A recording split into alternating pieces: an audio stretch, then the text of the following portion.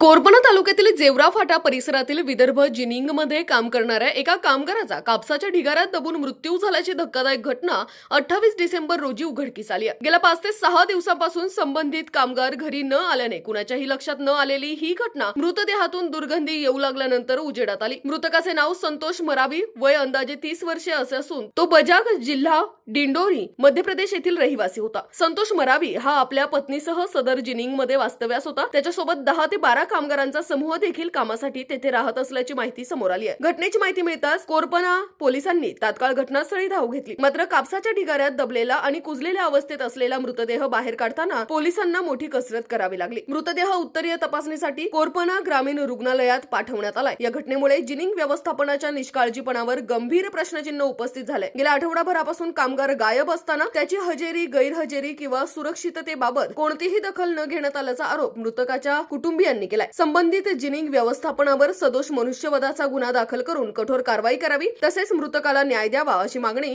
कुटुंबियांकडून होत आहे। या प्रकरणाचा पुढील तपास पोलीस निरीक्षक लता वाढिवे यांच्या मार्गदर्शनाखाली सुरू आहे।